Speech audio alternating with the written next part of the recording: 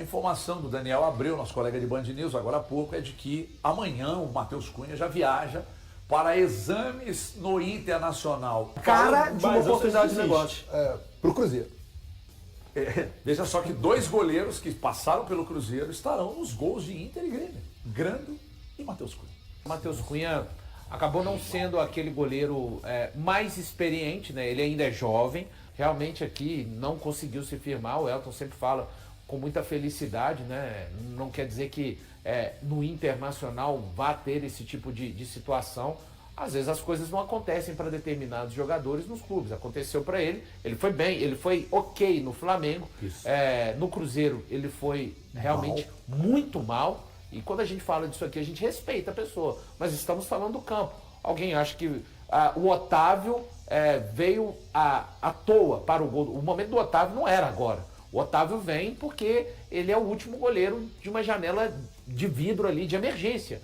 E conseguiu dar o retorno, por mais que ele viesse se destacando em seleção de base. Então, caso o negócio realmente seja concretizado, desejar um bom prosseguimento de carreira para o Matheus Cunha. E não aposentar, né, Rep? Aposentar um jovem goleiro, dizer, não, isso não pega nada, isso é um frangueirão, isso é fim de carreira. Há jogadores que né? não funcionam em algumas equipes e funcionam em outras. A gente pode citar Cara, aqui o Grando não é valorizado no Sul e o Palmeiras está querendo. Pois é. Vai entender. Então, assim, isso daí acontece corriqueiramente. Ele não deu certo, começou a falhar demais, aí tem a pressão da torcida, o psicológico do cara começa a afundar, o cara não consegue retornar ao normal. Você quer um jogador assim? Bianco, mesma coisa.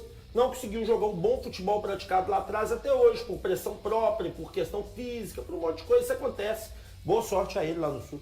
Agora, a gente tem que ressaltar aqui que bom que a diretoria do Cruzeiro se movimentou, porque foi uma grande tacada conseguir, né, realocá-lo. É verdade, nós estávamos comentando sobre isso aqui outro dia, né? A dificuldade de se movimentar com alguns jogadores que estavam parados no elenco e sinceramente me surpreendeu, porque eu não imaginava que eles conseguiriam, né, arrumar um outro local. Achei que o Matheus Cunha ficaria aí, né? Mas vejo com bons olhos essa questão. O Cruzeiro ganhou alguma grana nessa situação? Bom, que eu acho que empréstimo empréstimo por um ano, né? Mas deixa de pagar o salário, já tá bom demais, né? É um jogador que... 700 mil, 500 mil? Não é isso tudo, não. Não é jogador dessa, não. Esse valor. Eu acho que é menos da metade. Não tem ideia, eu não falo o salário das pessoas também, não. Mas assim, eu tô nessa linha do Breno aqui também, da gente dar uma certa moral também para essa equipe do Cruzeiro de gestão, né, de administração, que conseguiu fazer esse movimento, porque a gente cobra, e tem outros nomes lá para serem movimentados. O Wallace, por exemplo, que ficou muito tempo para existir o movimento, já que na atual temporada ele jogou somente 7 minutos.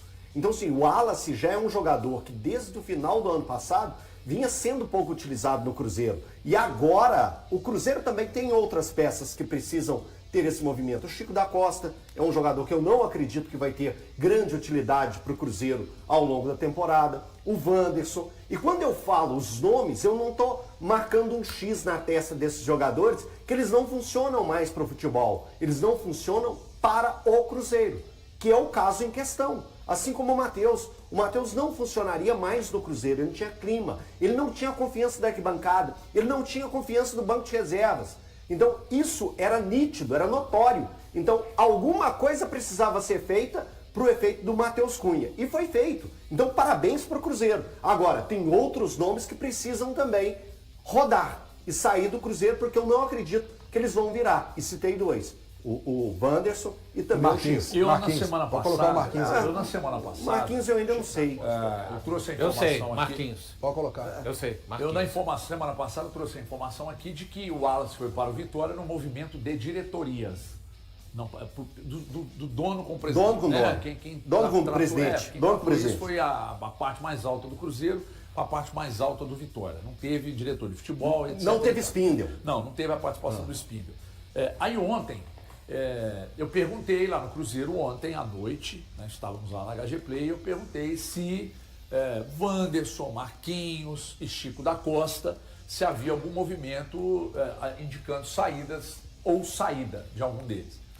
E a informação que eu obtive é que não há nenhuma procura pelos atletas atualmente. Nada. Ninguém procurou, etc e tal. Aí quando eu falei isso hoje na rádio, a turma reagiu dizendo, mas Não tem, mas tem que dar um jeito de se virar e resolver. Né? Pelo menos tentar. Se não tem proposta, dá um jeito de resolver para, já que está falando de relocação, né? de colocar em outro clube, etc. e tal. Aí já é o papel do Espino. E aí ontem eu perguntei lá no Cruzeiro também para uma pessoa se eles estavam satisfeitos com o trabalho do Spindle. E essa pessoa me respondeu, muito satisfeito. O clube está muito satisfeito com o trabalho do Spindle. Aí hoje o Valu trouxe uma informação sobre o Spindle, Valu, de vestiário. O Spindle ele tem uma ascendência muito grande no vestiário do Cruzeiro. É um cara muito bem relacionado. As minhas ponderações, eu tive essa informação, só que é óbvio que um cara que ocupa o cargo que ele ocupa, é muito importante ter esse respeito e essa admiração que ele tem do vestiário com os atletas, um trato realmente excelente, é o que eu tenho de informação. Agora, isso não quer dizer que todo o trabalho dele seja somente nesse âmbito.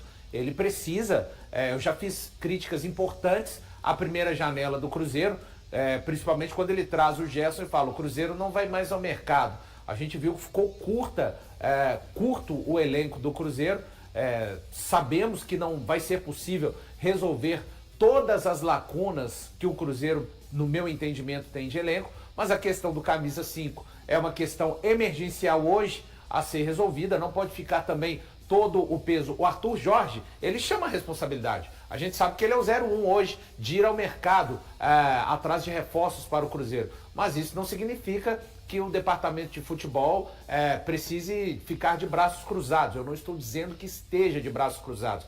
É preciso continuar auxiliando o Arthur Jorge. Agora, já que o Arthur Jorge, ele tomou essa frente, principalmente do comportamento do Cruzeiro no mercado para trazer os reforços, pode-se ter uma atuação do departamento de futebol do Cruzeiro, mas no sentido de resolver esses jogadores, que hoje tem que ficar bem claro para o torcedor o seguinte, não é a partida contra o Defensor nem contra o Grêmio que vai determinar os jogadores que vão ser utilizados ou não pelo Arthur Jorge. Ele já fez esse diagnóstico, esquece, ele chegou lá em março e trabalhou com o Cruzeiro a toque de caixa em abril e maio. Então não é esse amistoso contra não está servindo de vestibular. Ele está colocando para rodar, porque tem alguns exemplos de jogadores que chegaram agora. Se o Peck aguentasse jogar 45 minutos, talvez a gente não visse o Marquinhos e nem o Wanderson em campo. Mas ele precisa, nesse momento. O Peck chegou agora. Então é importante que o Cruzeiro atue também nessa questão das saídas. Eu tenho a impressão, posso estar errado, mas eu acho que o Spindle às vezes falta ele se manifestar um pouco em nome do Cruzeiro, porque o que a gente vê é, por exemplo, o Arthur Jorge vem a público para poder responder sobre reforços quando é questionado. Você não vê o Spindle chegar e falar, por exemplo, essa questão sobre o camisa 5, que a gente sempre está falando aqui sobre o Jorge, volante. ele é o 0, não estou falando que está certo, tá, Breno? Não, eu vejo que ele representa. Dentro do organograma, você está certo. Mas isso mostra realmente que, de fato, o Arthur Jorge chamou isso para ele. Exato. O que não quer dizer que todo mundo tem que ficar olhando. Pois mas eu acho que aí, assim, falta um pouco disso, até para transmitir uma confiança maior pro torcedor, dele entender ali. Eu acho que ele trabalha muito.